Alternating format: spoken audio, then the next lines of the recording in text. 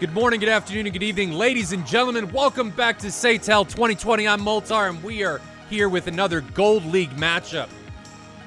German Tactical Air Group taking on Baby Shakers. Who is going to come out on top? I don't know.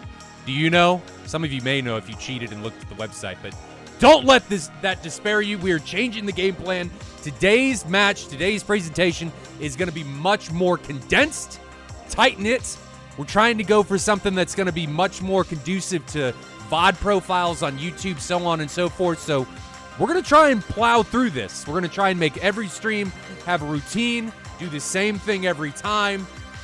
We're going to try and make this happen. So let's get into it. German Tactical Air Group taking on Baby Shakers. Who's going to win it? Let's wait and see.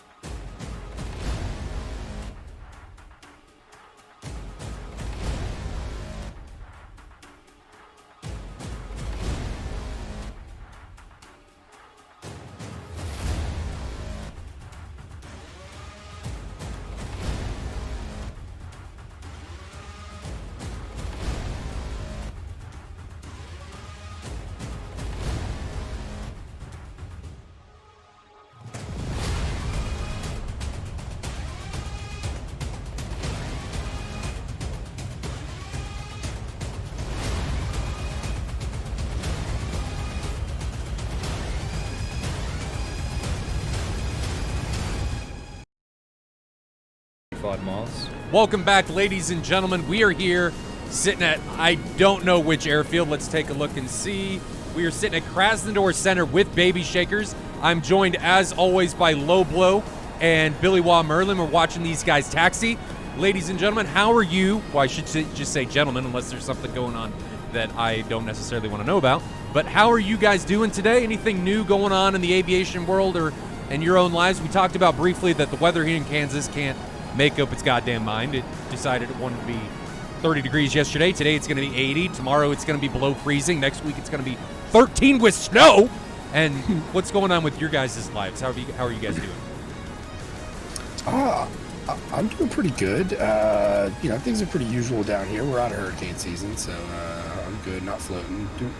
Handling business, getting ready for the holiday season. But yeah, things are pretty standard here. Weather's not really cooled down yet, but I'll be waiting on that one for a little bit. Good. Low Blow, what about you? Just clinics keep me busy, man. We just introduced a new BVR mission on our US server to help guys keep those BVR skills up to scratch and put the whole picture together. Because you can get kind of like cornered in if all you do is 1v1 guns all the time. So we're just trying to expand that a little bit. But, and also got been ramping up for Pilot X, the first one on Saturdays. So how are you going, Malta? I'm doing good. I'm getting ready to put together a like A/B blind test for amps, because some of you know that I'm heavily into home theater and audio. That's my other hobby that I got into after getting in my wreck with motorcycles, because I can't do that anymore. So my wife likes having me at home and doing all that stuff. So I got some guys coming over. We're going to do some blind testing with amplifiers. The question is, can you hear the difference between amplifier A and amplifier B? I've got some of the most how can I put this? Well measured amplifiers and DACs that we're going to be testing in the world and comparing them against like low level pro audio gear. We're going to see if we can actually hear the difference. So I'm guessing not. But you know, a lot of the audiophile snobs out there be like, I need this $15,000 cable that has batteries and special rocks that make my audio sound more pure and clear. And that's what we're trying to put to bed. And that's what we're investigating, if you will. But I'm going to take this time to talk about, this is part of the new routine, ladies and gentlemen, with us just jumping in here. I'm going to turn down the music, but we're going to go through and talk about everything happening in order. So now we're going to talk about what everybody's flying, who is flying, and who is representing each team. So let's flip over to the map view. We have Sparky in an F-16, Loco in a 16, Spock in a 16, and Shades in a 14. So 3 16s and a 14 coming for Baby Shakers. And then if we flip over, this is going to be Krasnodar against Mozdok. German Tactical Air Group is being represented by Gozer in a 16, Arai in a 16, Papa Saber in a 16, and Night Raid in a 14. So we actually have symmetrical aircraft selections for both teams here. So 3 16s on both sides and singleton 14s on both sides. Something and else. 260 miles between these air bases. Yeah, this isn't close. This is a decent distance between these airfields. Do you guys have any predictions about how this is going to go? 16s, 7,000 pounds of internal fuel. Is that going to be a thing? I'm always, when there's this distance like this, I'm always going to look at the fuel consumption, and, it results in a much shorter time on target. And you have to get a lot done a lot quicker. And if you don't do that, in most cases, unless you're flying specific airframes and doing things a very specific way, you're gonna be on that low fuel flight back home. So even in the best of cases, you're going to have to manage that fuel on the way back. Right. And if you don't do it properly, you're going to be in trouble. And I think that's bottom line for both these teams here today, just based on the distances. Well, I will point out the F-16s seem to be taking 3 tanks. So typically when they tank 3 tanks, at least in my experience, I know the real life fighter pilots are like, 3 tanks? This isn't a ferry flight, this is combat. Who does that? Well, 3 tanks in the DCS world, because this is not real life, and we are not real aviators, we are all armchair wannabes. The 3 tanks, typically the guys will take that centerline tank, fly up to altitude, and then jettison it. At least that's what I do. And then you burn in with less drag, taking those 2 tanks for the remainder of the flight, ingressing. So you want to get up to altitude, use that gate, dump that tank as quickly as possible to get rid of as much of that drag as possible. And that's, I think, what we're going to see. I've seen some discrepancies in that, where some people will try and drain the 2 fuel tanks, the wing tanks first. But I really don't like having 3 tanks of drag for that long. I like to get rid of as much as possible, as quickly as possible, unload that baggage, in this case, a tank instead of family members, but we don't need to go into that. But Loblo, sorry for cutting you off. What were you going to say? No, that's all right. Well, the last few rounds of SATAL, we've seen around that 95-mile range, and this is more than double that. So, the other thing we've seen on the shorter maps is that the more aggressive team seems to be coming out on top. But how do you expect this range to potentially affect things? Do you think that the aggressive team here is still going to come out on top with that big range, or? I think it's going to come down to fuel. There is going to be a point where you hit that no return, that point of no return, right? And once that you get close to that, things have to start happening. If you don't, you risk running out of fuel. So I anticipate patience at the beginning, and then things just rapidly unfold as soon as the first casualty takes place. So patience, and then it all just gets thrown to the wind. That's what I predict going on. important to bring up, there are tankers. So guys do have the ability to tank on their. Are there tankers? There are tankers. There are KC-135s up for both sides. Oh, there are. This Yes. is like the first time we've ever seen that. Right. So somebody could have the opportunity to tank. We'll get to see how everyone's tanking skills are if that does take place, which should be interesting. I believe this would be the first time we would ever see anybody tank on SATAL if it does happen, which I have not watched these. I don't know if that does take place or not. I don't even think we've seen somebody tank, period. Or no, not tank, but I don't think we've flown in a mission where there's been tankers. I think there was one. I believe it was actually maybe the last baby. No, actually it wasn't, because there was a bunch of, this might be the first one we've seen with tankers in it, which definitely an interesting element to things here if we have to see somebody go and get hooked up to that bad boy. I just random thought. I just want to give somebody an insight into the life of Moltar. My brother just sent a text to the family text string to my mom specifically. I don't know why he just didn't ask my mom. And he goes, "Mom, do you happen to know the date I was conceived on?" Yeah, that's a strange one, man. That's a strange one right there. Not really. I don't know how you would respond to such thing. I'd probably just try to bury my head in the sand on that one. I don't know. Gozer RTB'd? Oh, he did. Oh no, Gozer did RTB, and I think he forgot weapons. Yeah, he did. He definitely did, or his alignment was screwed up. But liveries. He's missing. Yeah, he's arming. I think he forgot weapons. You know, it happens to the best of us. We talked about does. the pregame jitters quite a bit, and it can certainly get you. And forgetting something like that is definitely a reality. There, you start talking strategy, you start getting in the moment, and dropping those missiles on the wings kind of slips you. But it looks like he's getting that sorted. So we'll see how this factors in. You know, we've seen late arrivals have, and you're probably going to want to get those bad boys down. Those boards in, but I think we've all done that too. The brakes are a little bit hard to see in the 16 and very easy to forget. Yeah. So we've got the baby shakers ingressing here at 30,000 feet, Mark .84, sipping that gas. Are you expecting these guys to try and get much higher than this and faster once these 30,000 feet's not bad. Are they still carrying their tanks? Yeah, they still got their center lines on, so I don't know what's going to happen. But Gozer hasn't brought up his gear yet, so he's rocking brakes out, gear down. I don't know if this is a show of dominance. No. This would be fuel usage mode, because you're just adding to that fuel usage right now by quite a bit. And I don't think this is the type of match where you really want to do that for long. But if he's getting his stuff up now, he should be good. He'll hear it once that gear goes up, and then he's. Oh, I guess he got the boards down too. Then no? Boards are still out. Yeah, he'll hear that in a second once you get the audio from that. His brain usually picks up on the fact that there's a little bit too much drag going on there. But that depends on if he's going to hear it if he plays with volume up really loud. Like, I've got bass shakers and a jet C, so I can feel it. And I usually play really loud, so I can definitely hear it. But I don't think everybody does that, because people are like, Moltar, I want to be able to hear when I'm 80.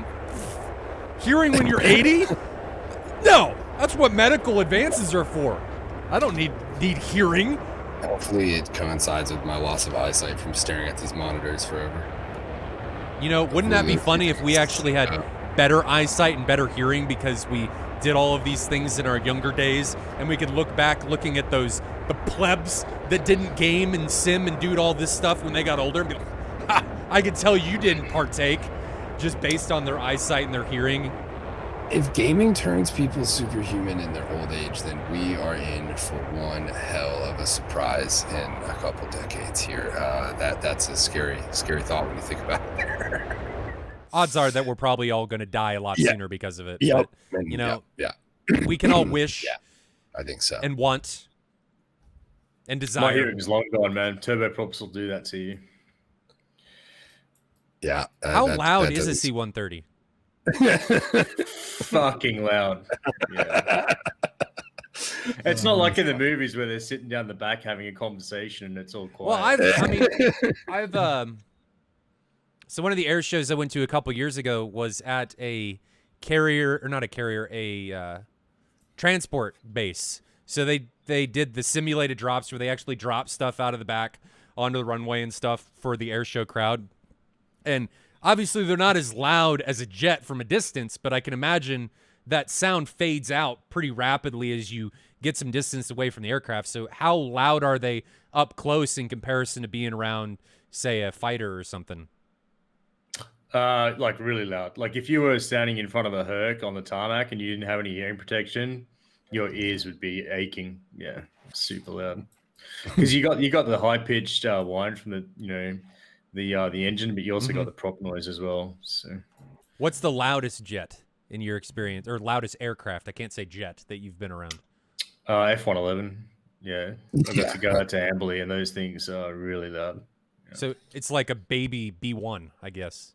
Yeah, massive engines.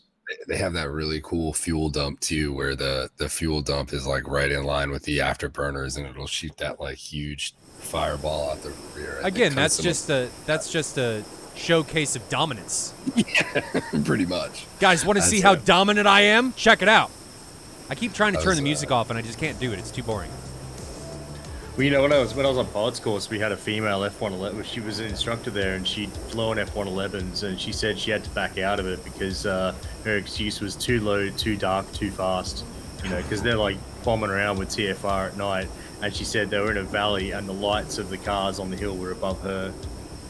Yeah, that's some intense stuff. Well, don't the B1s do that now?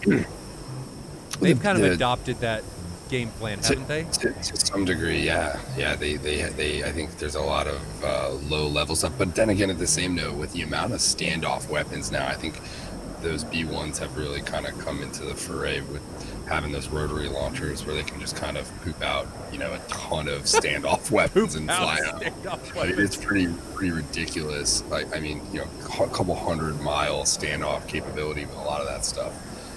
So I think there's kind of been a shift to get people away from doing that type of stuff for obvious reasons to this letting the cruise missiles come in there and do the work on that type of thing. But there's still a lot of that takes place at the same note. So I had a question for chat and something I talked to Loblo briefly about. What is your funniest story for killing a friendly in a sim? Obviously, I don't want to know if you did it in real life because, that would be a war crime and that's bad. But what is your funniest story of killing somebody, a friendly in a sim? Or what is the best excuse you have given or heard for committing fratricide? Well, could I kick off here? Because I had a buddy, this is Architect actually, he's a fellow streamer. Go check Name drop! Yeah, Architect anyway. So he's 3 miles behind me in Hornets. And he Fox 3s me on egress, right? So I got a slammer up my tailpipe. And I said, dude, what was all that about? And he goes, I had my master arm on. I'm like, yeah, but what about the fact you had to press your pickle button, your weapon release button, There's like multiple steps that have to happen for you to Fox 3 me. What I was telling Lobo earlier, the one that we had was in a practice SATAL match, and the opponents on departure, somebody launched a missile on a lead contact. I have no idea how. It was an ET, and it came off the flanker and killed his friendly right after wheels up. And for anybody that doesn't know, when you go wheels up in SATAL, you don't respawn. There's no, sorry, can I respawn? Hell no! And it was a practice match, but you got to play those play your cards like it's the real game. And that ended up happening. Flickshot says Flying War Thunder was shooting at an HE-111, and my 4 friends were coming and diving at him as well, and every single one of them flew in front of me when I was... That's like those clips in Counter-Strike where you're opping and your friendly keeps going in front of you, and you just keep shooting them in the face, and then you get banned from the server because of too many friendly kills. I was going to say, this sounds like every game of Arma or Escape from Tarkov I've ever played in. Oh, dude, I totally want to buy EFT. Is that game worth it? Oh, bad dude. Before I got into DCS, I put a ton, as much effort into DCS that I do DCS as I did to Tarkov. This is in the early days of Tarkov, though. right around 2 years ago, almost 3 years ago now at this point. And I definitely enjoy it. I mean, it is a frustratingly fun game. You really, I think, at the end of the day, have to put a lot of effort in to get all the fruit of it and stuff like that. But they've really come a long way with it. But yeah, that's one of those games where people, you know, the dying aspect of it is like far more real than most stuff. And people tend to just step right in front of you when the fighting actually starts to take place in that. And it is just... Well, something I want to point out, Billy, we thought all the horror movies and stuff were unrealistic with how stupid people could be with pandemics and stuff. Right. But, you know, maybe that actually happens. You're in some like Soviet deserted area, everybody has weapons, and people are just too dumb and special to not step in front of you when you're shooting at somebody. No, there's a reality when you talk about people who are not used to those situations all of a sudden being thrust into them. Like, that's how a realistic thing like that is going to happen. People are not going to think spatially around, you know, have that spatial awareness in those intense moments to not put themselves in front of somebody else's barrel, and vice versa, knowing that the fact that somebody may do that and it's just a crazy thing. The Tarkov book. Break. We got stuff kicking off here. First So missiles coming off from Night Raid and Papa Saber, a AIM-54 and a 120C onto Spock and Sparky and Loco. There too. I can't tell who they are. Look at the altitude difference. Yeah, G-Tag coming in at 40,000 feet there. Now they're in rapid descent, passing through Mark 1.1 at 37 miles. You got the first slammer up there. It's running out of energy pretty quick, though. I don't know that that's really going to make a difference when they're launched from that range. We can ride along with this Phoenix as it ingresses towards its target. I'm going to give you guys a split screen so you guys can see what is going on here. Here is the Phoenix. I don't see... I think it's... maybe on Shades? I can see Shades is... contrails way out there in the distance. Guys, I keep trying to turn the music off, and I'm done trying. I can't do it, so we're just gonna leave the music on. You know, punish me, YouTube, when we get to that point. Just get rid of my audio. Just get rid of it. But I can't do it. It's too quiet. There's too many quiet parts in DCS to not have music. But here comes the Phoenix. It is on Shades. He's not defending, but this missile's not going to have the energy, I think, by the time it reaches its intended target. And it ends up getting notched anyway there for a brief moment, bleeding all of its energy, and it is no longer a contender for reaching out and touching Shades in the no-no space.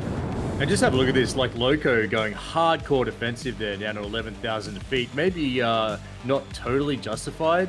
You know, like it was only a pretty slow slammer there, and those guys are already down to 10,000, so interesting. Keep in mind, we're going to have Gozer joining this fight, too, at a relatively high altitude late into the fight as things are already underway with a full loadout, too. So that may end up actually playing an interesting factor here as things progress. But we are looking at a pretty good initial volley from the G-Tag guys. Everybody from the BS squadron basically had to kind of evade there and disrupted a lot of what was going on. But it does look like they're all coming around and trying to get altitude, which good to see.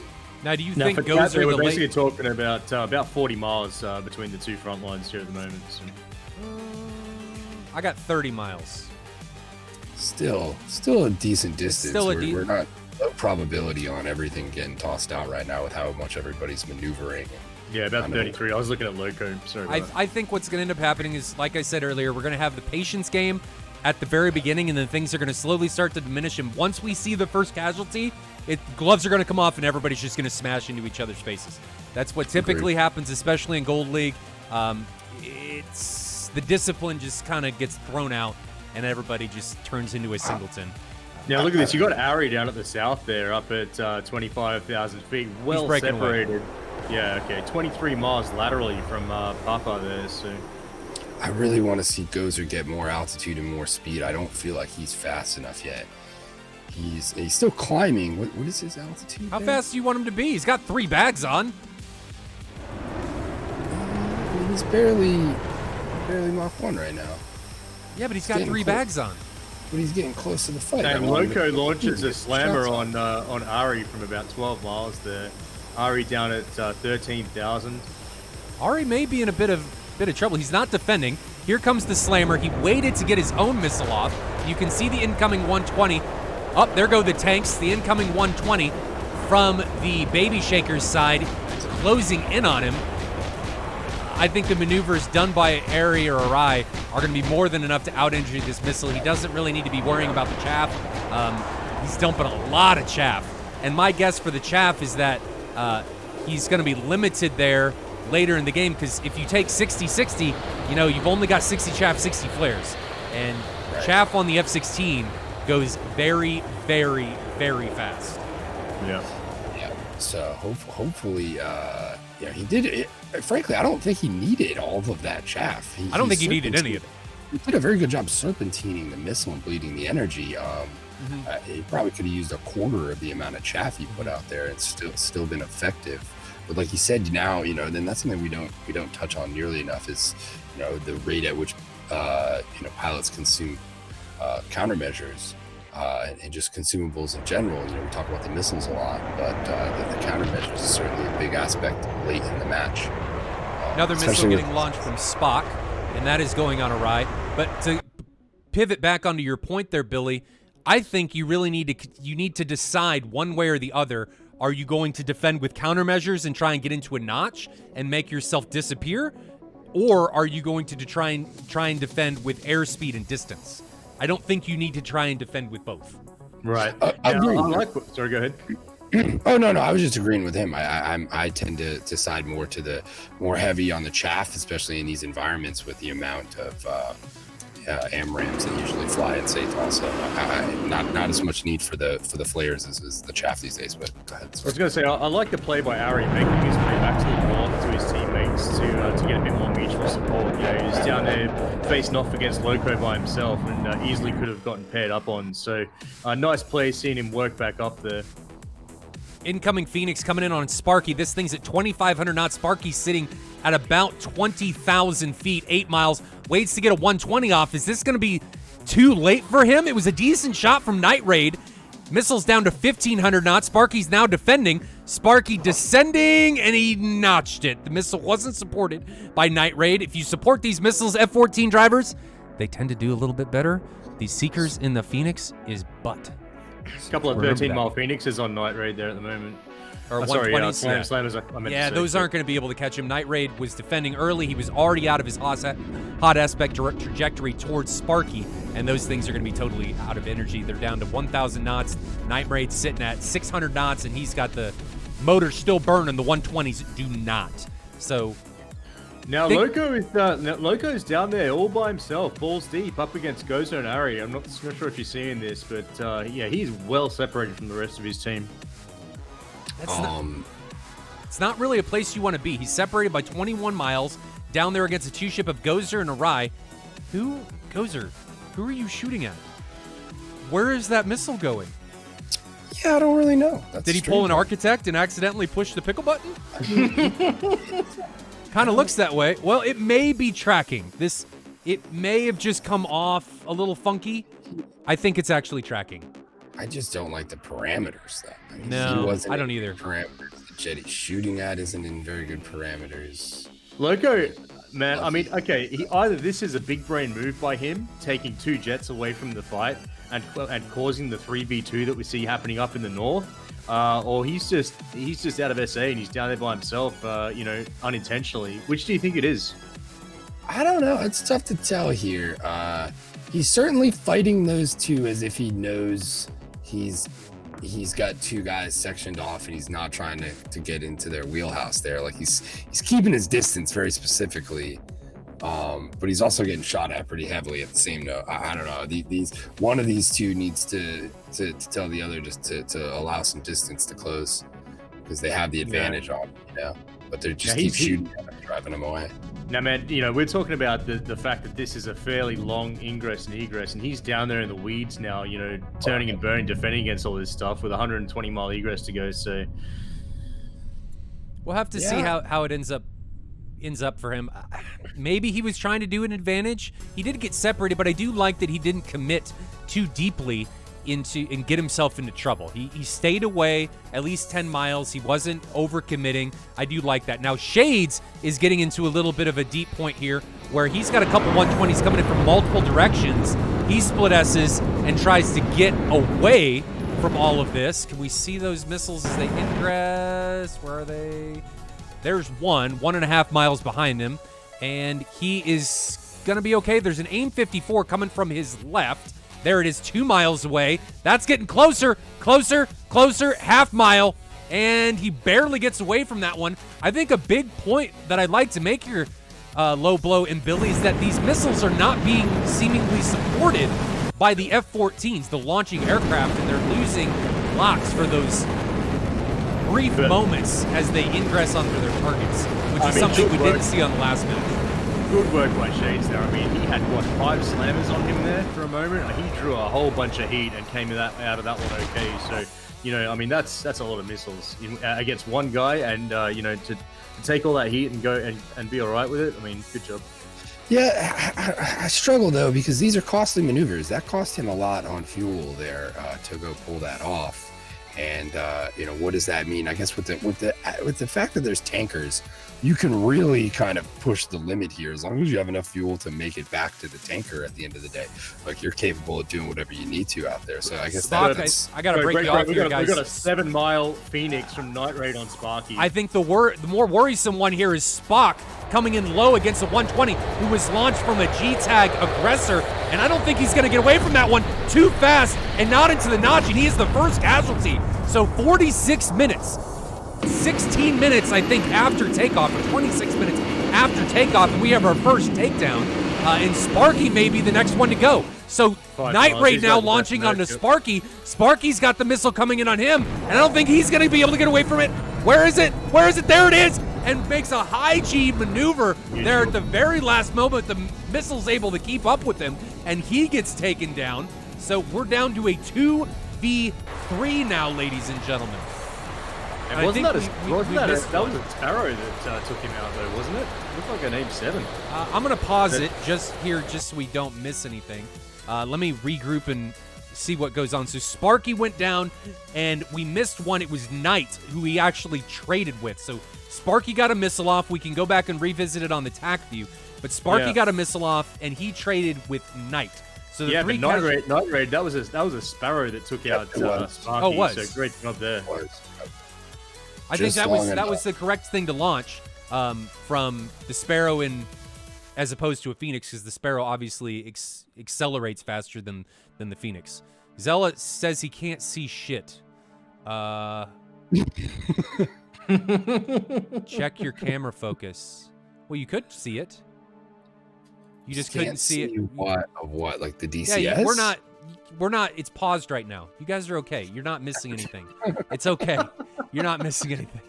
So I just paused it to make sure we weren't missing anything, and I was recapping all of what actually ended up going down. So there's 3 pilots remaining for G-Tag, 2 remaining for Baby Shakers. So Spock, Sparky, and Night Raid have been the 3 casualties that have happened so far. Night Raid or Night was the one for G-Tag, if I remember correctly, and Spock and Sparky were both the ones for Baby Shakers. Our next engagement, if I had to guess here, is going to be somewhere down here in this 2-ship with Rye, Gozer, and Loco, because Gozer looks like he's in a pretty good position to ingress here against Loco. So we're going to set this up with a view from both people's perspectives. I'm going to give you guys a split screen here so you can see it. Gozer is on the right side of Loco, and Loco is head on with or has Loco at his 12 o'clock. So we're going to hit play, see how this unfolds. But Gozer, looking at this right now, he only has 1 missile left. But he's got the advantage since he already has Loco on his 12, and Loco's in a bank turn, so he's not going to be getting any RWR warning. So here we go. So we're in a 3v2 at the moment, yeah? 3v2. But I think it's soon going to be a 3v1, because Gozer's got a pretty serious advantage over here with Loco. Shades has an AIM 54 that looks like it's just left the rail heading for Papa Subar. Who does? Oh, up here? Yeah, on Papa Saber? Yeah. There we go. Thank you. But it's a Mark 47, which is it's a Charlie variant. Okay, that makes sense. So let's go back to Loco, see how this unfolds. We've got Gozer over his shoulder. Loco is going to be somewhere on... There he is, down below on Gozer's 12 o'clock. Let's hit play, see how this goes. Here we go. So Gozer, I'm assuming, is going to see Loco. He's coming across his nose. Loco is now recommitting on to Gozer. There go the 120s from both. That was the last 120 from Gozer. Gozer was significantly faster and higher than Loco, and I think he's going to have the advantage. Loco's got this missile coming. It's 1 mile away now, ladies and gentlemen, and closing. I think this spells the end for Loco, and it comes in and smashes him. He loses his wings, and we are now down to a 3v1. Yeah, but Ari also eating it there, taking that 120C and going down. Oh, he did. So that was another trade. Okay, Yep. So now we've got Papa Saber dragging this AIM-7 from Shades. So let's grab his perspective. So there's the AIM-7s and Shades back there. And we're going to grab Shades' perspective. There it is. Look at Gozer coming around all hungry like. But the Tomcat's really fast. The Tomcat's 750 knots. So I'm going to try and give you guys, there we go. I'm going to give you guys the F10 view on the right so you guys can see how this is going to unfold. The Tomcat's really fast. So theoretically, the Tomcat should be able to run down this F-16. Actually, Papa Saber's F-16 is faster than Shades' Tomcat. So if Shades is able to keep this up, and I don't think Shades has any Phoenix left, he doesn't. He only has 2 AIM-9s. He's gonna. I mean, load out dependent Moltar, but from BFM, there's no way that Tomcat can run down that Viper. If that Viper's slick, he's out of there. And we know that Papa Saber, or we're pretty sure that he is slicker, has very few missiles in this segment. I like what Papa Saber's doing. He's got a nice, gentle right turn to allow closure from Gozer. I would like to see Gozer maybe come in this direction and cut off the angle. So play the angles game instead of just going pure pursuit the whole time on Shades, because he's actually lengthening his turn here. But we'll have to see how this plays out. It actually looks like Shades is running down Papa Saber. Papa's at 950 knots. 9M. There's no way that's going anywhere. Oh, and Shades just exploded. He ripped off his wings. Wow. Yeah, rush of blood to the head. Maybe. I mean, he was moving pretty quick there. Did he just have a Top Gun moment? He's got the tunes playing in the background or something? Maybe. I mean, he was over 900 knots. And then, he rolls the wings and I think turns. I think he just ripped the wings off. Yeah. That would be my prediction. It looked like the swings started to happen too there right at the end. So now, do you guys think they're going to be able to make it home? I'm going to guess so. I mean, how far do they have to go? It's Naba hit 1.4 there on the deck. So he was putting the gas out there. They just have to make it to the table. Well, that's true. Which is like 60 nautical miles up there, which I'd say is doable. But and even if you make it to the tanker, you're probably going to be able to make it home. Right, yeah. If you can plug into the tanker and get gas, you're good. You got to get there and you got to tank. Well, I meant that if you're able to get there and tank, you could have probably just made it home. It's not that much further, given how well the Viper glides. Right, and if you're... You know what's surprising about that whole engagement was that Baby Shakers had a 3v2 situation up in the north and they couldn't capitalize on. Loco was down the bottom drawing 2 of the G-Tag guys away from the rest of the fight, and the Baby Shaker guys up top still couldn't make it work for them, so unfortunate. Right, yeah. They certainly had the numbers advantage early on in that fight. Once again, I think this is a product of that long flight in. I feel like the guys get antsy and they want to start shooting at those longer distances as opposed to the shorter matchups or shorter arenas. Rather, there's guys tend to close the gap a little bit more before they until they start shooting, which I think ends up yielding better results early on in the match. But you get the impression on these long ones, there's just a higher chance guys are going to start lobbing stuff back and forth, and when that happens, it really changes the dynamic of what's taking place, and it becomes this much more drawn out of a chess match at the end of the day. And I think it really, the team that is aggressive in that situation and pushes their way through tends to be the one that's better off there. Yeah. Now, coming back to the question of the day there, we want to hear from you guys in chat. Have you ever had a situation where you shot someone down on your team and you felt that it was semi-justified, or at least you were trying to justify it? Like, have you lobbed a slammer into a merge pit bull, or fox 2'd on the bandit and it's bitten off on your buddy? We want to hear about those stories. Well, guys. Chai, I'm going to read this one.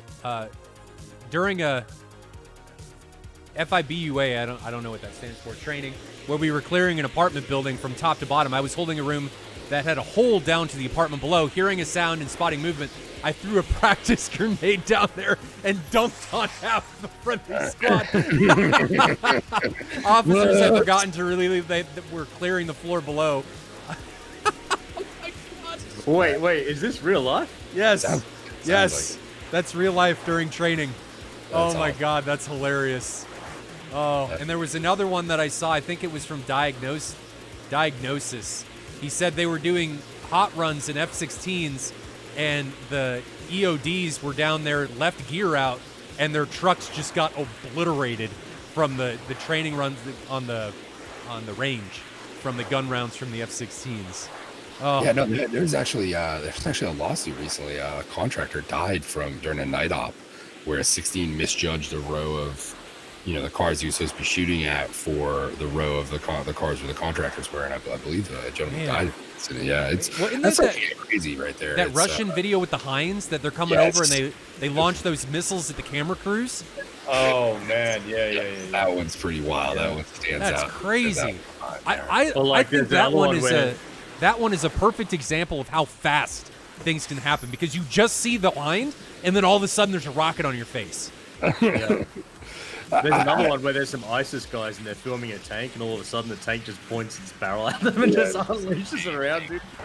Yeah, I was trying to think of what one of my more memorable moments of that is, and I feel like if you play enough on these PvP servers, like that shit happens daily, and it all kind of blurs together at the end of the day. But not long ago, I got team killed by a guy in combined arms in an HQ7, and I think that's probably the most unique team kill, was by a actual human operated SAM site. So I guess that's probably my most obscure incident of it right there, where it wasn't a jet this time, it was an actual SAM site. But just The closest one, the most recent one I had, it wasn't actually a fratricide kill, but I was actually flying on GS yesterday, and I came over a hill, and there was an unknown contact in front of me that I didn't shoot at, and I got line of sight on it. It was a Hornet, so I was an F-16, so I engaged him, and I was merged with him. I only had one 120 left, so I had to get in a proper position to be able to launch on him, and he was out raiding me. I don't know why the stream decided that it wanted to die, but anyway, he was out raiding me, or he wasn't out. It was pretty equal, and I couldn't get into a decent firing position to launch on him. And then out of nowhere, an ET comes flying over my shoulder, like within feet of my cockpit, within feet, and goes over me and kills the guy. And I'm in shock, because this missile came so close to hitting me instead of the dude that I was engaged with, and I didn't say anything. But man, that was probably the most recent it's like experience that that scene I've had. from Top Gun where he's just like, instead of like making a move out of the way, he just kind of like goes over his shoulders like, I got this. I got this. Oh man, that's priceless right there. All right, guys, so we're going to take a break real quick. I'm going to send you guys back to the Supercut and to the Be Right Back screen. There's going to be no delay. We're going to go straight into the next round, and then we're going to close up the day with the TAC views if there's not a round 3. So we're going to see how this goes. German Tactical Air Group is up 1-0 currently, pretty commandingly, I might add, over Baby Shakers. Okay.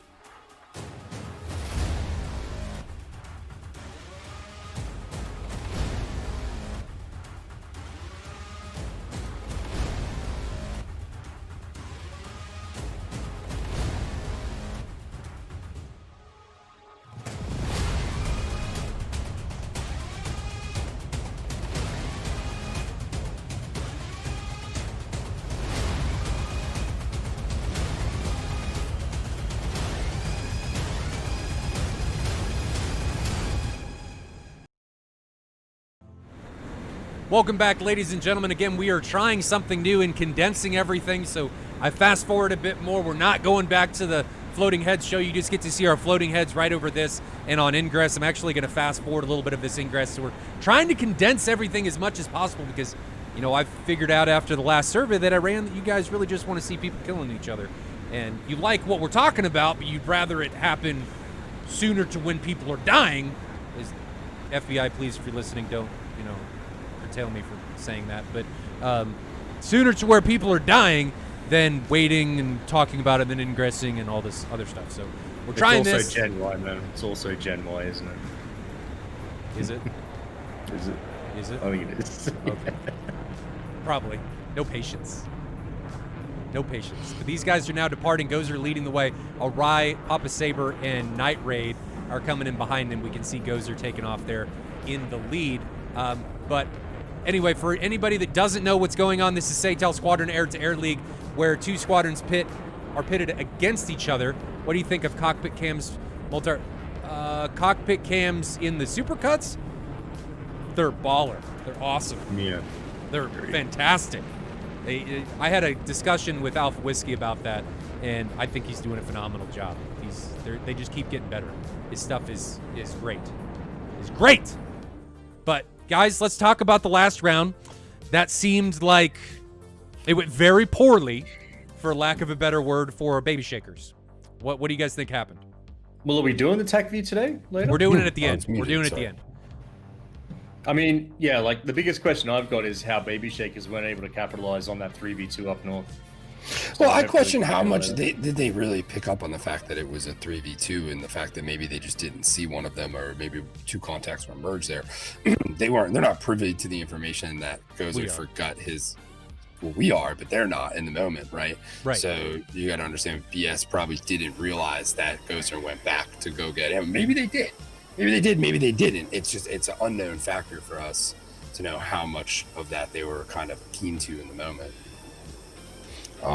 Because I think if you know that, if you picked up on the fact that, hey, they're down a guy now, let's capitalize on that.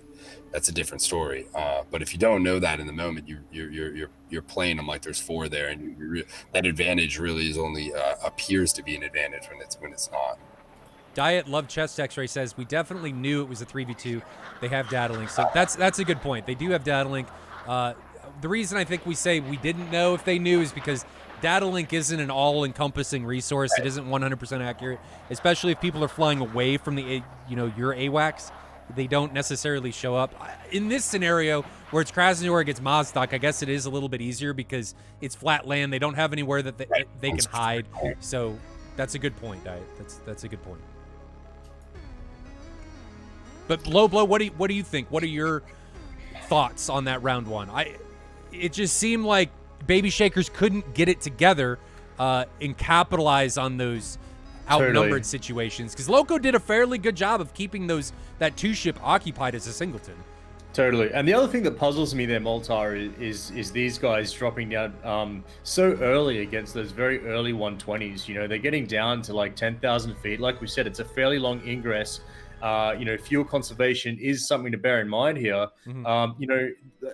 Is that really required? Can't they just at a certain range? Can't they just make it a skate at 450 knots and keep their altitude? Do they have to be dropping down on 10,000 feet so early like that? Well, you have to remember that we have everything. We have God's view, right? Hindsight's always 20/20. So they're getting launched on, but what happens if the person that's launching on them, because it's out of TWS, isn't the person that they think it is, and they're actually a lot closer? So you're having to respect these shots as if they are very capable of killing you, unless you know for a fact that the guy is further away than he may or may not be. So you have to make sure that you respect every shot as if it has a very high probability of killing you. The key, though, is when you descend to defend, that you really need to, on your egress, climb back to altitude if you can, if you do have enough separation between you and your enemy. You have to take those opportunities to be able to do that. But decreasing your altitude, gaining the energy, and trying to get to a more defensible position, in my eyes, is definitely something that you want to do on almost every missile warning that you get from an active, because you don't know its energy state, given just the warning that you get from the RWR. Now, is this a situation where you'd say the ABC always be climbing mantra applies? You know, we saw in the match 2 days ago that, you know, the two Tomcats really kind of meant that we didn't want to see them doing that. But here with the three Vipers and single Tomcat, would you say that that applies today? It really is going to come down to the situation that you find yourself in. If you know where the Tomcat is, yeah. But if you get lit up by the Tomcat and he's within 20 miles, you definitely want to be thinking about or putting yourself in a position where it's much easier to defend against a Phoenix. Because, you know, even if you're low, right, as long as you have enough energy, you're going to be able to outrun a 120. If you are low and you're in a head-on scenario against somebody else that's low that launches a 120 at you, as long as you immediately defend hard and start to run at like 6 or 7 miles, you're going to be able to outrun it. It's just you got to make sure that your energy state is in a high enough position to make that a possibility. It's always the question that always comes up is, do I out energy a missile or do I notch? And when people die, it's usually because they made the wrong choice or they don't commit to one of those defensive policies wholeheartedly enough. Yeah. At least that's how I see it. That's how I take it. When I fight against Tomcats, I usually try and get low. And if I'm coming in against a 2v1 situation, I just don't want to flat out take that situation because I want to have as much of the odds in a given combat scenario in my favor. And if they're not, I just don't want to take it. So I'll wait and look for something else. When to hold them and when to fold them, right? Yep. I mean, that's yep. Yeah, it's, you know, gotta know when to hold them and when to fold them. It is certainly a big aspect of this. Every situation that presents itself isn't always a good situation, right? Mm-hmm. So knowing when to create that separation, come around and try to get a better look at it. Such a valuable approach, especially within SATAL here, because like I said, it's we talk about it a lot. It's about those parameters, right? Getting that contact in those parameters that you want, where you're kind of where you have the leverage in that situation. So I think more composure of that nature would be a better thing, right? People need to remember that it's okay to run away. It's okay to tactically retreat. You don't have to feel like you have to be committing every time. You want to be creating situations where you're in the driver's seat. Because if you're committing in 50-50 situations all the time, there's 50% chance that you're going to die. I mean, obviously, pilot skill weighs in there, but you want to try, especially because this is a team competition, to create scenarios in that you are in the driver's seat. And as Diagnosis says, you don't have to go ham. You want to wait, create a situation where you are in control, and then that is the time to commit. And Baby Shakers seem to, in last round, just didn't commit in those times. Like in that 3v2 situation up north, they just didn't commit when they had the advantage. Yeah, just to give the audience a bit of background, these two teams coming into today's fight, German Tactical Air Group there came into today undefeated, sitting second in their division, and Baby Shakers sitting just behind them in third place. Interesting. Yeah, I feel like there wasn't a real cohesive, effective plan from the Baby Shaker side on the last one that I could see. It just seemed like they were responding to a lot of what the G-Tag guys were doing, even with the fact that they were down a man there. So I don't know. I think hopefully this round we see a bit more of an actual plan and execution go on there. Now you got Spock and Loco from BS there breaking off to the south to face off against Gozar and Ari. Gozar already turning cold here at 60 miles. So, Malta, you want to shed some light on that? What do you think? Gozar's turning cold? I think that's okay. He didn't shoot. He's not wasting anything. He's just, maybe he's reevaluating. Maybe he wanted a ride to get out in front. Maybe they're waiting for the Tomcat to get out in front. It's really difficult. I gotta switch screens so you guys can actually see what's going on. It's really difficult to make those analysis because I don't know what their overall game plan is in this situation. He may be trying to commit as a 2-ship with Night Raid. He may be trying to he's climbing, so he may be trying to gain more altitude. In this situation, there's just a multitude of different factors. I would like to see him dump some of these tanks though, because he is increasing his drag. Setting up a grinder, right, or a chainsaw. That's definitely a possibility too.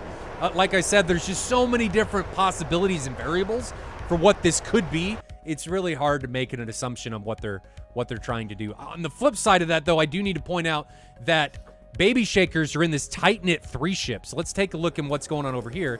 They've got all 3 of their aircraft, all 3 of their aircraft, Loco, Spock, and Sparky, the 3 F-16s, are in a 3 ship down here to the south. Let me pull up the... That was not the right button. No. Now, what is that? Is that Twiz Field Day? Is that what you would call that? Well, I'm going to question whether Loco and Spock are actually showing up as one contact or 2. I think they might be. I think Sparky might be a separate contact, but Loco and Spock may be merged as one on most of the displays. Whether the AWACS and these individual radars are showing the discrepancy there or not, I don't know. That they're pretty close to the point where I think you might be getting that type of reaction out of most of the sensors involved here. Well, and you say Twiz Field Day, which you can launch on these 3 contacts, right? Out of Twiz, or 2 contacts if you're in the F-16. You can launch at both of them, but you have to remember, if you don't support the missiles all the way, odds are that both of those AMRAAMs are going to hit the same target. Yeah. They're going to lock on to the biggest radar signature out there, and they're going to hit the same one. It happens to me quite frequently, so really, I usually just launch at 1, because I don't want to waste one of my missiles. I'm only carrying 6 as a Viper, and there goes some tanks from Baby Shakers. But I usually only launch 1 because 1 is usually enough. I get them to separate. I take somebody out if I'm actually able to take anybody out. Loco might be in trouble here. Yeah. Let's see. Well, what do you expect to see? Oh man. He had that thing in his exhaust there for a second. It peeled off. He serpentined with a decent amount of chaff, and I think that might have saved his butt there right at the last second. I think it was a little bit further away than we think it was. I think there was altitude separation there, but I don't know. I didn't catch it early enough. So let's get rid of the cams so you guys can get a better view of what's going on. But things are now unfolding, and Sparky and Spock are now in a 1v2 situation against Papa Saber. And it looks like they're breaking off. If you zoom right out on the TAC view, it looks like, G-Tag are basically hemming these guys in from 3 separate directions, like the net closing in on the School of Fish, You got Night Raid and Papa up to the north there, Goza out to the west, Nari trying to loop around to the south. So whether they end up closing this net on this 3 ship that's in the middle, and you got, obviously Shade sitting back there as the big stick, but I don't know, man. Once Sparky, Spock, and Loco get balls deep here against this 3-front war, so to speak, I'm wondering whether they can get bailed out by that Tomcat sitting back there. Yeah, I tend to agree with you there. I think that formation we're seeing out of G-Tag, although it is a little bit difficult for them to support each other at the separation, there is at least one person close enough in most cases to help. So I like them pushing the flanks and really kind of enveloping around the BS guys as they kind of stay tight towards the middle there. I don't know. This is going to be close. I think they seemingly have a bit more of a plan in place than they did in that first round. So we'll see how that factors in. Spock's continuing on his direction here north towards Papa Saber and Night Raid. He's getting a little separated. He's separated by about 6 miles up here to the north. And he needs to be really careful. I don't know that he knows Papa Saber's there. I would assume he does based on data link, but he's flying in a way that he's not really respecting Papa Saber over to his left. So Papa Saber is going to be virtually directly to his left now. Somewhere over there. Yeah. What is Papa Saber's altitude? 15,000 feet, so he's decently below him. And the 120 is not, but there he is, right there. So 10 miles away. Let's go to split screen so you guys can see exactly what's going on. Papa Saber's now ingressing onto Spock from the left. Here goes the 120 from low to high, inside 9 miles. Spock not defending yet. Probably getting the missile warning right about now. But that missile is going to have a decent amount of smash as it continues to press. Spock isn't overly fast. 370 knots, 23,000 feet, and I think this spells the end for Spock. This thing's going to catch him, and it's going to poke him in some place he doesn't want to be poked with a giant warhead, and he loses his wings and gets removed from this round giving G-Tag the early 4-3 lead, guys. And what do you think happened there? I think it was just situational awareness, and Spock didn't react to Papa Saber being close. We've spoken about it many times now in the competition, flying for based on what the timeline looks like or flying off the RWR. And I have to say, it looked like Spock was flying off the RWR there. Right, yeah, just and as I think as Moltar says, not getting out ahead of the aircraft there, getting a little bit too close to the sun and not reacting fast enough there for sure. But now this leaves Sparky in a 2v1 situation. It does. Up in the north there, within 10 miles of two. He needs to of the be 14 and tracked. the 16. So Not a bad shot coming from him, from Sparky onto Papa Saber. He is a bit low. He launches 2 of his remaining 4 AMRAMs.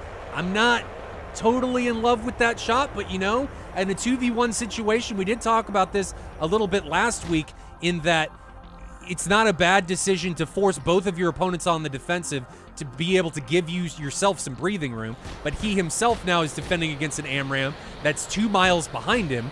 Let's take a look and zoom out and make sure we're not missing anything else. Loco has an AMRAM coming in on him, and it flies right by his cockpit and flies by it again as he's trying to outrun it. Man. I tell you what, if that thing had a proximity fuse modeled in DCS, he would be dead. Yes, like that absolutely. was ridiculously close.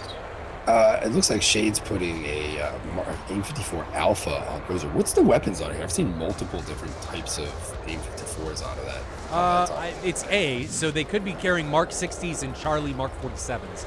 Would be my assumption of what's actually being carried. But now we've got a close incursion coming between Papa Saber and Sparky, and Papa Saber is going to be able to defeat that 120, but Sparky trying to get into a notch. He's not going to be slow enough to notch effectively, and that missile's going to come down from higher altitude, 2 miles, 1.5 miles, and I don't think he's going to get away from this. Jettisons his center line take, and I think this is going to spell the end. It's turning with him, 0.6. No, he's going to get away from that fine, but now he's got a Mark 60, so dealing with that 120 turns right into a Mark 60. The Mark 60 is not going to track him.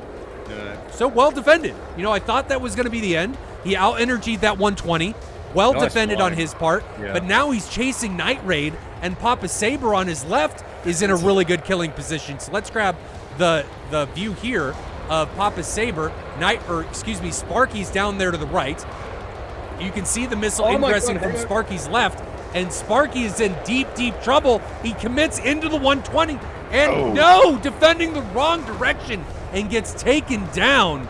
Well defended by Sparky for the majority of that, but you can only live, for most part, in a 2v1 for so long before you actually end up getting taken out. I really wanted to see him drag back towards the group there. And once again, noble effort to sit there and take those 2 guys on. But now Shades, maybe in a little bit of trouble as he's coming in, and he's got missiles coming in. I thought I saw one, and there it is, and Shades gets taken down. That was a low to high shot from, I don't know who it was. I think it was Arai put that missile out there, low to high, and when he defended from high to low, he just made it all the easier on that missile, because it didn't have to climb to altitude any longer. It was just able to fly a straight trajectory, lead pursuit into his intercept point, and it's those situations that you have to recognize that if your bandit is lower than you and close, descending is probably not the best thing to do, because you're just making it easier on that missile as it comes in. So 4 pilots still remaining for German Tactical Air Group, and Loco is all by himself. He is all alone. I think it's time for Loco to head home, get the ATIS and land, dude. What do you guys think? Loco's going to be able to pull something out, Loco? Here, you think he's got something crazy out under his sleeve? He's head-to-head with Gozer. He's got an A120C left. Let's see how that works out. He's got a couple. He's got 3 left. Ooh, okay, that's doable. Certainly doable. He launched a 120 out on Gozer. Gozer responded with a 120. Arai responded with a 120. So 2 120s on Loco. I like that Arai realizes he wasn't shot at, realized that Loco's cold, and he's continuing to press.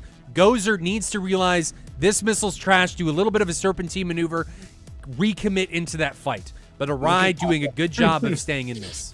This is hilarious. You got Night Raid up in the north there, and he's just cold. He's like, you guys got this. I'll see you later. Well, what may end up happening there is they may be low on fuel. They recognize it's a 4v3. They may be sending somebody back so fuel isn't a problem. and it looks like they got Papa Saber climbing up to get those sensors looking down. Yeah, there he is, and he's getting that real high altitude, high aspect shot down on Loco. That's going to be difficult to line of sight as this thing drops in on him from above here ahead of those shots. And Arai actually isn't in a bad position. There's no obstructions for line of sight. There's no high terrain. He's inside 4 miles, launches a 120. He's at decently fast speed. Missiles inside 2 miles now, and Loco needs to realize, stay in gate and really pull on that stick hard, but doesn't. And I think there was no win in there. There wasn't really a way for him to out-energy that. Those came in from too close, and that was going to be it. It didn't matter if he turned left or right. If there was a missile coming in on his left-hand side, and there was a missile coming in, if he had turned either direction, he was going to run into the other. Both of them at the end. So that was I mean, at the end of the day, we've really only seen people come out of those situations. So Zelamax actually says, and the reason the Tomcat was back there by itself was because the Tomcat's alignment was screwed up. So it wasn't able to really do anything anyway in that round. That round, so they just turned it around. That makes sense. So that makes sense. I appreciate all the insight, guys. That just gives clarification on what's going on. You can see Night Raid's already RTB there. But guys, that was obliteration, dominance from German Tactical Air Group. I mean, I think they ended with 2 pilots remaining in round 1, and now they didn't take a casualty here in round 2. What happened? Yeah, confidence. They just came into it confident. I think we take a look at what we saw Tuesday as far as how the Tomcats were implemented, and we come to today, and it is truly a drastic difference in the way the Tomcats were utilized and how they were utilized and to the level at which they were utilized. I think we look at those teams on Tuesday, and really, really good plan, really good use, stuck to it, executed very well, and we saw how effective those Tomcats with those Phoenixes were when used properly. And I just don't think we saw it today. I think we saw a different level of understanding of that airframe and how to employ it. It looked like German Tactical Air Group really did capitalize on a lot of the confusion that seemingly took place on the BS side there for in moments in both round 1 and 2. I don't know. I'm not sure what they could have done there to really come out and combat what German Tactical Air Group was doing.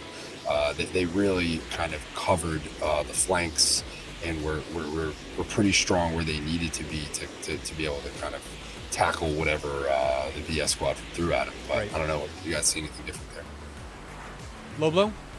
Well, I just think GTAG came off the back of the first round and just had bucket loads of confidence. You could see that the way they were flying.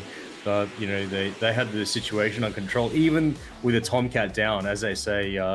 Night Raid's Tomcat there with the INS issues didn't seem to affect them at all. They just came out and laid the smackdown. So it was a really confident performance. What it came down to for me was they committed better as 2 ships or as formations than Baby Shakers was able to do. It seemed like they were able to capitalize on opportunities when there were 2v1 situations, like up north. There was that 2v1 situation, they launched on them, they forced their opponent to have to deal with it, and then Papa Saber was able to come in with a much more advantageous firing position, and he capitalized on it. And those are the types of situations that, as a squadron, you want to create for yourself. I mean, that's the whole point of having a wingman, is creating situations, and flying as a squadron is creating situations like that where you have the advantage, right? That you can dictate the fight instead of going head on against each other. Now, those head on fights do take place, and it's very important to win those, and you want to take the 1v1s when they present themselves, but you want to make sure that when you get those 2v1 situations that you capitalize on those as well when they come up. And German Tactical Air Group just did, and being able to do that gave them the victory 2-0 in this best of 3 against Baby Shakers. No, I will say, sorry, Billy, go ahead. Oh, I was saying, it did seem like at times there where the Baby Shaker Group was fighting more of an individual battle than a team battle. So I think that's a good observation there. Sorry, go ahead. I just wanted to say, I'm really happy to see the Viper being used in this competition because we know when it first came out, it didn't instill a lot of confidence in the community. But it's at that state now where we can see it's being used heavily, and I think that's a good thing. Well, I think they've certainly made some quality of life improvements along the way there, but I think for the average guy, ACM modes. Yeah, for the Since average those guy got from fixed. the BMS world, will tell you there's still a long way to go there. But if the Hornet is any guide for what we have to expect from the rest of the Viper development process, I think we're in for a real treat. I just wish ED would maybe shift a little focus to get there, but only so many hands on deck to do that type of thing at the end of the day. So hopefully we see some big strides in that in the near future here. Yeah. These guys are just coming back to Krasnodar Center. Night Raid and the F-14 has already landed. I fast-forwarded it because we are trying to make this stuff more condensed. Papa Saber, yes. I like McDonald's breakfast. I'm not affiliated with them, but their breakfast, people give them a bad rap, but their breakfast is top-notch. They got good flapjacks, yeah, dude. I like their biscuits. I just get egg biscuits and hash browns. They used to have really good cinnamon rolls, but oh my god, don't even get me started on their so good. And then they went to those stupid sticky bun thing. Yeah, it's not the same. What the hell was that? It is not the cinnamon roll of my Oh childhood. god, they were so good, and they were dense, and they came in that white carton. Yeah, and it was dude. The middle was always like whoever heated it up clearly didn't know the actual time, so the middle was always just like a fireball, and the edges were kind of yeah. No, I know exactly. It was like molten lava of cinnamon and but if you icing. timed it out right, it was perfect.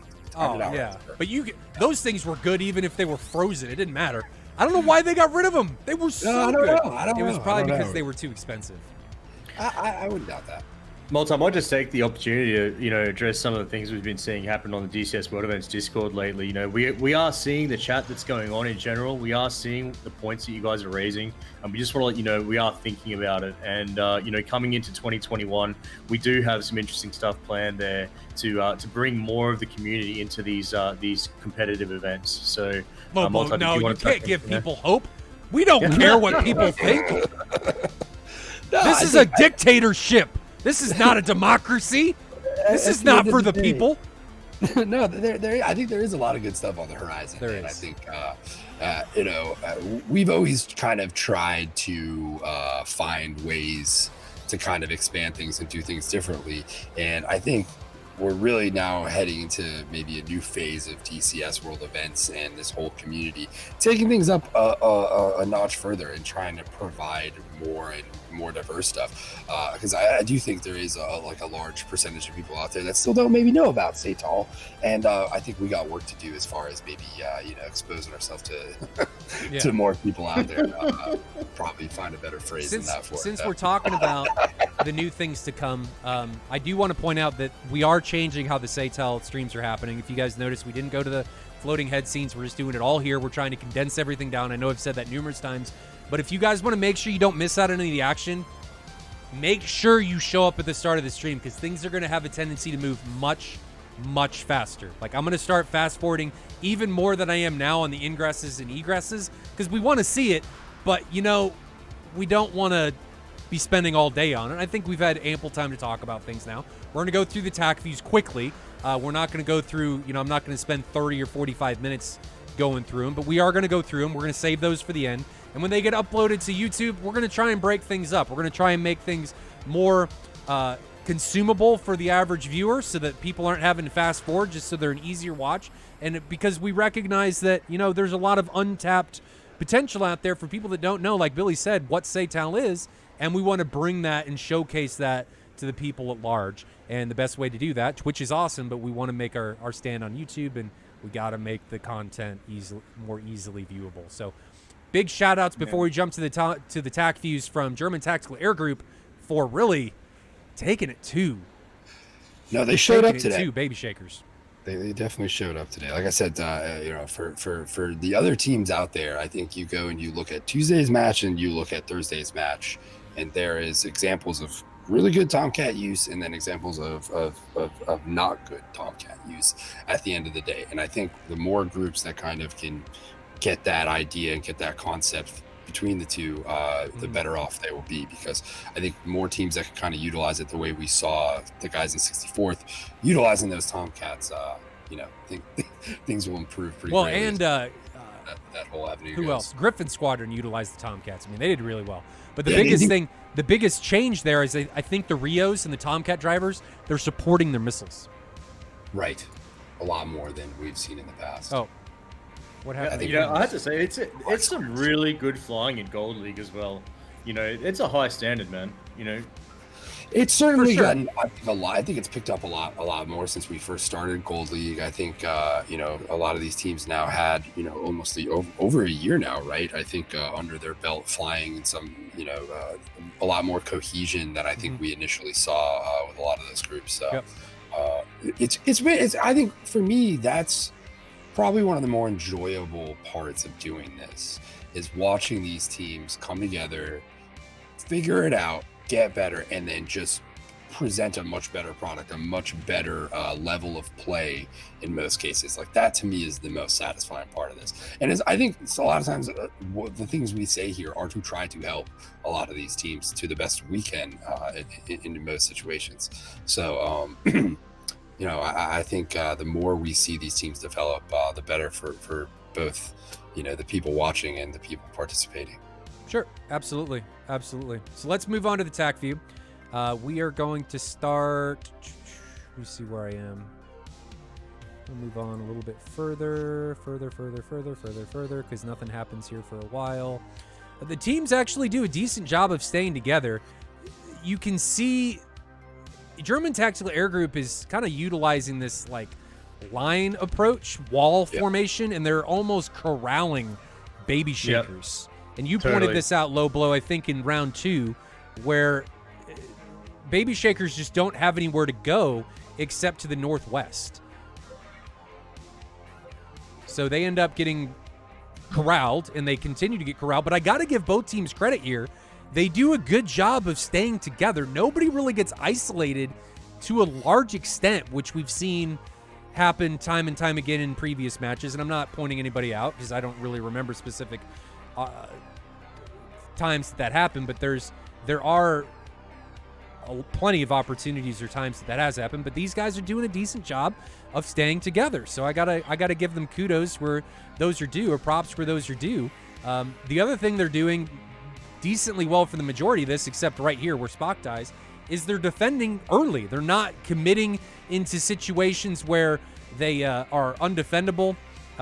They defend early, so they're not waiting to try and get a launch off. Like if we use Loco down here as an example, they launch from 6 miles away, immediately defend. They recognize, hey, I'm not going to be able to notch this. I'm going to go to the energy route, and he out energies it or line of sights it and does a really good job. So actually, we've got Chess X-Ray in chat, and I'd be very interested to ask him in this first round when he realized that he had 2 jets stacking up on him to the south. Did he try and communicate to the guys in the north that they had a 3v2 up there and ask them to commit? Well, even if they would have committed, now going back and looking at the TAC view, they didn't commit together. So Spock ends up committing on his own and ends up eating a 120. Is that from high to low? So Papa Saber's a bit higher than him. Is this a line of sight thing? Let's see. So let's look at Spock's point of view here. Yeah, it's a little bit of a high to low shot. It could have been that since Spock was in a bank that he maybe didn't get this missile warning, but it was just one of those times they didn't commit together. So they had the opportunity to be able to commit together and turn this into a 3v2 situation, but instead Spock committed on his own, and I think that contributed to his downfall. So now we're down to a 2v2 up north, and now the complete opposite down to the south, which was already there, but a 2v1 in the south. So now it's 50-50 and up to the north, and now GTAG has the advantage. I feel bad for Spock there. He just got, balls deep, if that's the expression you want to use, at the wrong time. Right. It was just a bad situation to find himself in. So rough. So here's the next kill. Sparky taking on Night Raid, and both of these guys just get in way too deep. There's no terrain here to line of sight this. I think they just kind of tunnel visioned onto their opponents, didn't realize how close they were, and you've got to recognize that when you're in this close, they're inside 4 miles, that your only opportunity here, they're actually inside, coming up on 3 miles, is to notch. And Night Raid's at Mach 1.5, Mach 1, and Sparky is at effectively Mach 1. So these guys have to realize I'm in close. I've got to start putting my brakes out, getting draggy on the aircraft to bleed speed and get into the notch immediately after launching these missiles. Obviously, Night Raid has to support his missiles, so he's in a little bit of a pickle. But Sparky's gotta, as soon as that missile comes off, get into the notch and try and defend it. And he tries to, but he's too fast. Drop the gear, guys. If you're gonna die, dump the gear. Your crew chief is gonna be less angry at you if you don't come back, you know, or less angry if your jet's broken than if you don't come back. So the key is getting it back, right? That's the key. He's getting back. So they trade. This is low blow. You talk about what I would do in situations and stuff, and this is one of those situations where Billy said, think ahead of your airplane. You've got to recognize I'm getting in close. I got to start slowing down. I got to start slowing down. I just want you to stop saying drop the gear once you're like 5 miles from a bandit, dude. Like, well, if you're head on against somebody and if you're head on against somebody, right, and they launch at you from this close, you kind of have to. If you don't have a way to line of sight it, you have to bleed speed or you are going to die.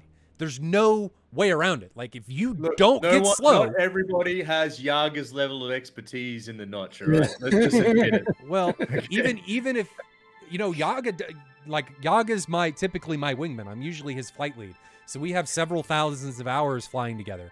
And he will do the same thing that I do. Now, with the 120s, we typically try and line of sight things throughout energy stuff. But with the flankers, man, we would drop everything. Flaps, gear, engine, all the way back. Hell, there were times where I jettisoned my canopy to try and slow down. Like, Lobo's like, what is wrong with this guy? Well, dude, I would try and get as draggy as possible, and that's what ended up happening. For those Jeff pilots out there, don't do that shit because the gear's not coming back up. Well, you know, don't try that stuff. If you're gonna, but Billy, if the difference is dying and your gear not coming up, right? Oh man, yeah, I would love to see that in SATAL. Somebody just drop all that stuff, and none of it works after, and then they're just like muscling through it, whipping AMRAMs and doing what they need to do. So are we? Wait, let me get this right. Are we telling people to bind jettison canopy to their CMS switch? Is that what we're doing? I didn't say do that now. I've said I've done it before. What's the RCS on a canopy? Dropping the gear with 500 knots, you lose the gears, so you're faster to evade. Yeah, man. It's all about weight. CMS Dump the weight. Compress is now gear down. Got that weight. You heard it here first. I think on the Hornet, all you're doing is blowing the front door off. Everything else still works pretty good. So Loco's then the next casualty, and this is one of those where he's got to recognize that this missile came from close enough that I'm not going to outrun it, right? I've got to recognize that, well, he could have outrun it. He needed to do some more aggressive energy departures, trying to get the energy down on the missile. So serpentines, aggressive corkscrews, trying to do something to out-energy that missile. It's just, you got to think ahead and realize that I'm in this close. What is my defensive maneuvering going to be before you get to that point? Are you going to decide that you're going to notch, out-energy it? What are you going to do? Make that decision before you get here. Right before the missile gets launched on you. And that's we've spoken about that so much. Please don't fly off the RWR. Fly off what you're seeing on the timeline. Well, don't fly off your sensors. Use, let me rephrase that. Don't just fly by what the plane's telling you. You want to be thinking ahead of what the plane is telling you or trying to. I think that builds into the overall situational awareness, and I think this is something that really differs, and it is truly, I think, inversely proportionate to your amount of experience within DCS. The guys who have done more DCS are going to be able to go into any given situation here and build SA on what is happening pretty quickly. And if you don't have that experience in DCS, building that SA and knowing that type of having that intuition as to where to take the plane in those situations in a split second can be difficult. And I think you look at the guys who have been in it longer, and that stuff is almost second nature. And it's Sure. and I'm only making this point for those people out there who kind of might be new on the newer end that feel like they struggle in this department, because I know where I was when I first got into it, not really having a ton of knowledge about this stuff. And that situational awareness, you just feel like it's impossible to get. It's this sixth sense that you just don't have. But the big key there is repetition, right? So getting in the jet and doing these type of things more and more, those type of evasions and those type of things, it all begins to fall into place over time. So I don't know, I just wanted to make that point. I thought that was, that's one of those things where it feels like it's impossible to know how to do early on, but it really isn't. An even simpler point to that is it all comes in due time, just to getting used to an aircraft. When you're not having to think about what button to push and what you're doing inside the cockpit, you free up your brain to be thinking ahead instead of thinking about what button do I need to push to do X, Y, and Z. So moving on to the next tack view, this is a really good example between Sparky, Night Raid, and Papa Saber of a bag and drag situation, and a really well executed 2v1 situation with that. So Sparky is in a 2v1 situation. Night Raid launches at him. Sparky defeats it. It doesn't track. Now Night Raid realizes that Sparky's on him, or the F-16, his opponent, is on him. So he defends. And he's putting him in a position where he's going to drag him right across the nose of Papa Saber. And I really like this because it gives Papa Saber a really good closure angle onto his opponent, and it gives him a really good picture to launch on. So I really, really like that. I'm going to give Papa Saber the benefit of the doubt and go even a step further and say that I'm going to guess that Papa Saber had his radar off, which is what I would do in that situation to not alert Sparky that he is being looked at, right? So even if Papa Saber's showing up on Sparky's on his data link, if Sparky looks and doesn't see a 16 or an aircraft symbol over there, he might say, well, there's no flankers, so I don't need to worry about it because he doesn't see me. Threat, right? The threat indicator doesn't show a threat. There's no threat, right? Like, so you're playing that game of Papa Saber's then playing that game of creating the scenario where he's in the driver's seat. He's feeding Sparky fake information where he might have him visually. So he's going to turn the radar on at the very last second. Making at Gold League is just awesome. You know, if that's the way these guys are thinking, that is just fantastic. Yeah. So Sparky reacts to the missile warning, but by that point, it's way too late. And I think 100-foot Bullet made a very good point. Specifically, this portion of this map, I don't know what their altitude is here at this point, but the AWACS coverage can get spotty. It can. This area right here, and especially with these distances here too. There's a solid chance he may not have even been on the data link, especially if he's not putting out, he's not actively searching there with his radar and stuff. I think he's going to be a much smaller target for those sensors. So that may have been a factor there as well. Zalamek says, if you barrel roll, you lose the round. Oh, yeah. Dimmac. Yeah, don't do that. That's looked at as an exploit because an ED is aware of it. The missiles shouldn't be behaving that way. And you'll actually, for the shooter, the missile will actually look like it hits you, but on the defender screen, it doesn't. So that's viewed as an exploit, and it's banned. And if we see you do that, bad things will happen. And I think the point he's making on there too, like there's a difference between rolling and chaffing at a reasonable rate, and like cranking the stick barrel to the roll. Let me rephrase that. And holding it. Barrel roll if you just hold right stick and you just do really fast AOA maneuvers, DCS freaks out when that happens. The corkscrew maneuver that you see a lot of pilots do against IR missiles, dude, totally for that. That's totally different. Totally different. If that's what you're talking about, all for that. But there's a rapid induction of AOA on the jets that causes the missiles just to freak out when they shouldn't, because the netcode can't keep up with what the plane's doing. That's what's banned. And it's we see it in BFM we see it in BFM and ACM as well. With particularly with the Viper and the Tomcat during guns defense, like that rapid bunting or rolling. Not even so much a barrel roll, but just like a rapid inducement of stick deflection causes those jets to absolutely spaz out. And I've had discussions with Big Newy about it. And really, at the moment, it doesn't look, they're aware of it, but it doesn't look like there's anything they can do about it. So Nine Line asked in Reddit when I brought up the lag thing, and the problem that it causes is the jet that you're shooting at, the defending jet, to effectively lag out. Like the net code can't keep up with where the jet is, with what the jet's doing, so it can't keep up with it. And I think this issue came with the change, and I'm not faulting ED for this because DCS is actually better to fly with the changes they put in, but it came with the change when they got rid of a lot of the warp that the jets would just warp 30 miles in one direction and then come back. When they fixed that, it caused something happened with this because the timelines seem to match up. So I'm making the assumption that something caused this to happen. I honestly don't know. It's just a theoretical thing. So moving on with the TAC views, Shades. I think he assumed that he defeated this missile. I don't know because he breaks away from it. He has to be getting this RWR warning. It's launched from 12 miles from high altitudes. It's not a bad shot. Mach 1.4. Awesome shot from Arai. Awesome shot from Arai. 20,000 feet, Mach 1.4. My assumption here with Shades, he may have thought that the missile just didn't have as much energy as it did, and this is why you launch from higher altitude and with more energy on your jet, because you impart all of that onto the missile. And the missile, you can see as soon as it comes off, is approaching Mach 4. And Shades does this maneuver, it breaks right, may have thought that he defeated this missile, out-energied it, and broke back in.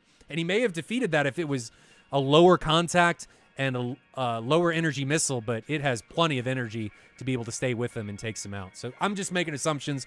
I don't know what actually happened in Shades' mind or Rio's mind in the F-14, but that's my assumption of what ended up. Do you guys have any other things that happened there? I don't know whose Rio was. Yeah, no, I mean, like I said, I think at the end of the day, you look to the Tomcat usage there. I think that had they gone about that a little bit differently there, I think that no Rio. No Rio. Okay, I think that may have gone a little differently. So, yeah, that's about my biggest observation. Okay, so should have them in the pilots. I could check the SATAL stream or the SATAL website. I'm just kind of lazy and didn't do it. So my fault, Dr. Grips. But Loco now running away from Arai, and he's just in a bad position. And Billy, you pointed out, I think it was you, that look at Papa Saber's positioning. 35,000 feet, Mach 1.44. I mean, I really like that he climbed here. I'd like to see Arai climbing continuously here, but he may recognize, hey, I'm at Mach 1.4. I'm just going to dive and try and run down Loco, which he's able to do. But I really like this, and sorry, Papa Saber's not on the screen, but I really like what Papa Saber does. He's up at 35,000 feet and increasing his airspeed. Great job by German Tactical Air Group there. No, I just know from my own experiences there too. When someone's trying to run like that, climbing up and getting the altitude is in a lot of cases in your best interest, because especially if they themselves begin to try to recommit at you, you have just that absolute advantage of dropping in with a missile that can quite a bit of speed. So safe move there at the end of the day is to get altitude. And coming back to the start of these rounds when we saw G-Tag enveloping the Baby Shakers team both times, put yourself in Baby Shakers' minds. There they are as a 3-ship going in. And really, which way do you turn? Because whichever way you turn, you're exposing a flank. And, it's a difficult conundrum to face. So in this situation, what I would do, Low Blow, is you've got, at least in the beginning of round 2, you have two ships. Two 2v2s. A North 2v2 and a South 2v2. And I think you have to find a way with what happened in round 1 to create a 3v2 situation, or a bag and drag, maybe a switch scenario where the Southern 2-ship engages the North and the North 2-ship engages the South, to try and create some type of role where you're dictating the fight instead of turning this into a 50-50. In my opinion, you have to get creative and try and find ways that put you in the driver's seat. We talk about this a lot, but you got to find ways to drive the fight. And when you're able to drive the fight, you got the advantage, and the odds are in your favor to come out on top and get the win. But at the end of this Well, round, so long as they capitalize, and Yeah. and Loco in the first round said that he did communicate that to the 3-ship up north, but I really do think that was it Spock or Sparky? Yeah, it was just- he just found himself in a rough yeah, situation. you That got to was all it commit was. together. Got to commit together or fire early. I mean, we talk about, I say things like don't take that shot or what, but you want to use your weapons and your sensors and stuff to create a story for your opponent that they think is happening. Like launch early if you want them to have to defend it. I do that all the time in the 16. If I'm trying to run somebody down, I'll launch a missile that I know won't hit, but they don't necessarily know how far away the missile is, so they're probably going to defend it, and it's going to increase my closure rate. So you want to do things to get your opponent to do what you want. It's like lures on fishing reel or Absolutely. on fishing lines and stuff. You want to use certain things or Right. lures to get the fish, certain fish, to behave in the way that you want to give you the best odds of catching them. A lot of times I'll ST if a guy on my team is fighting or my squadron is fighting somebody and I'm a little bit further out than maybe to be able to do anything, I'll just STT the guy. I'm gonna make your that's a good RWR move too. break the whole time.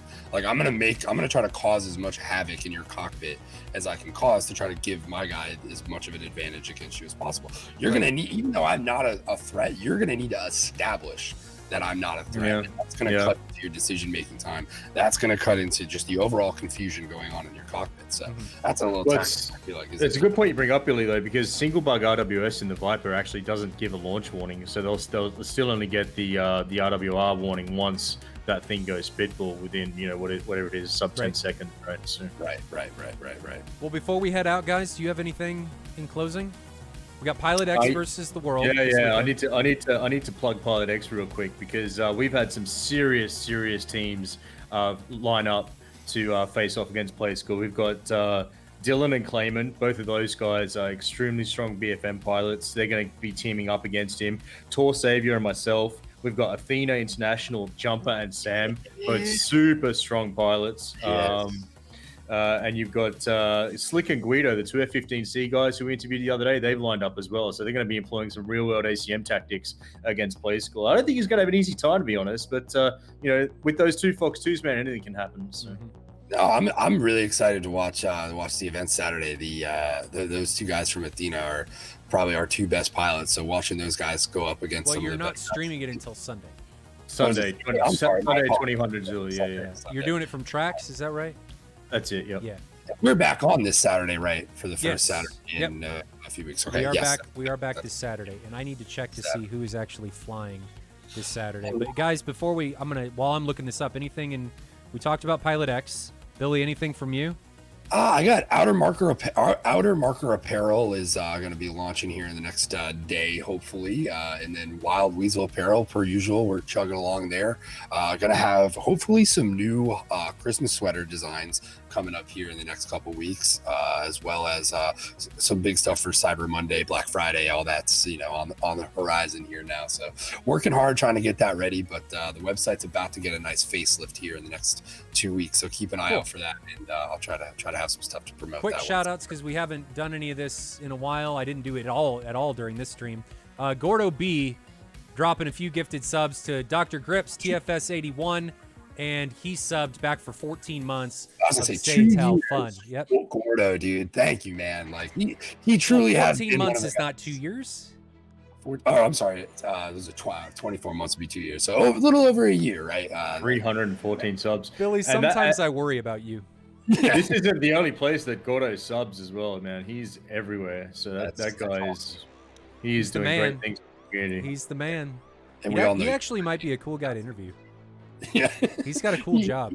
He's got a cool And job. we talked about him earlier as far as the emotes and that type of stuff. I think we're going to hopefully be doing some content here on the website to maybe get your guys' opinions on what some emote ideas might be and stuff. So I think I might make that my first little post on the DCS World Events website. Which are we up? Are we promote? We're pushing that right now, right? There's a DCS. DCSWE.com. Yes, but check it's it out, guys. it's not done, guys. It's a work in There. progress. Not all of the schedules are moved over. I'm still building stuff out. There was some issues that I had to deal with PHP and stuff that have been fixed, but things have to be moved over. So all of the SATAL stuff has not been migrated yet. A lot of it's there, but teams have to come over, and none of the teams have moved over to start updating things over there. So it's a work in progress, but it's moving forward. And then the DCS World Events server is getting close. The Caucasus mission, we took some time to work on stuff. There will be stat tracking and things because we're going to do some module giveaways for the. I'm going to try and do them like every month or so, regardless. So we're going to try and do that for like the top cap and the top air to ground guys, and then random guys. But that's coming. But that's going to be it. Our Saturday's match is going to be, we're back to Diamond. Phoenix Task Force taking on 36 Stormo. So haven't seen those guys fly in a while. 36 actually flew against Taw a little bit ago, but haven't seen Phoenix Task Force in a while. So we're back to Diamond this Saturday, and then Tuesday we will stay with Diamond. Phoenix Task Force taking on Eclipse Task Force, and then we are in Diamond again, I think, for Thursday. 36 Stormo, seeing them again against Golden Crown. So those are going to be our upcoming matches. Again, guys, the content's going to be a little bit different. We're trying to shrink things. The replays on YouTube are going to be more condensed. I'm actually going to try and split out the TAC view onto its own VOD because not everybody wants to watch it. But that's it. Hopefully you guys enjoy it. Huge shout outs to our sponsors for making all this possible. Real quick before we go, Billy, can we get a t-shirt made up that says Spiked 14 gear down? Spiked 14 gear down. Yeah, I got a note for that here. No. 14 gear down. You guys should pay me. I'm just a walking wealth of stupidity. If I wasn't this dumb, none of these ideas would be present. That's what you guys have to do. Carbon 14, shout out for the 100 bits. Thank you very much, brother. All that just goes back to paying for servers and the website and making this all possible, and trying to give you guys the content for DCS that you guys all deserve. So we will see you Saturday, 1500 Zulu, Phoenix Task Force taking on 36 Stormo Virtuale. Stay safe in those virtual skies, ladies and gentlemen. Until next time, see you later. See you.